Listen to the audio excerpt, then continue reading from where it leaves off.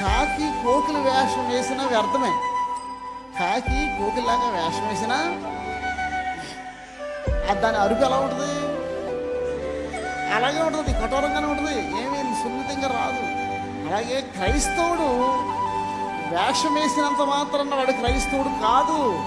తెల్లని వస్త్రాలు వేసుకుని చక్కగా నీట్గా తయారయ్యి వచ్చినంత మాత్రం క్రైస్తవుడు కాదు. అని క్రైస్తవుడు అంటే వాడు చిక్కుముకి రాయిలాగా మారిపోవాలి. హల్లెలూయా! ఏ రాయిలాగా? ఎక్కడ ఉంటుంది తెలదు, ప్రతి పదం తెలుసు కానీ అది ఎక్కడ ఉంటుంది తెలదు. చెక్కుముకి రాయి అక్కడ ఉంటుంది, తెలిసిన వాళ్ళు ఎవరైనా ఒకరు చెప్పండి. చెక్కుముకి రాయి సముద్రం యొక్క అగాధాలలో, సముద్రం యొక్క అంటే వేల కిలోమీటర్లు, సముద్రం పైనుంచి వేల కిలోమీటర్ల కిందకి వెళ్ళిపోవాలి. సముద్ర అగాధాలు అంటే అక్కడికి వెళితే అక్కడ చెక్కుముకి రాయి ఉంటుంది, ఎన్నో కోట్ల సంవత్సరాల నుంచి ఉంటుంది. ఆ రాయి తెచ్చి ఇంకొక రాయికి ఎలాగంటే చక్కని ఫైర్ అయిపోద్ది, చక్కని ఫైర్ అయిపోద్ది, అగ్ని వచ్చేస్తుంది.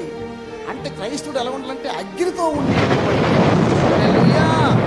అగ్ని రావాలి. నిన్ను పలకరిస్తే అగ్నితో కూడినటువంటి మాటలు రావాలి. లోక సంబంధమైన పాప సంబంధమైన మాటలు కాదు.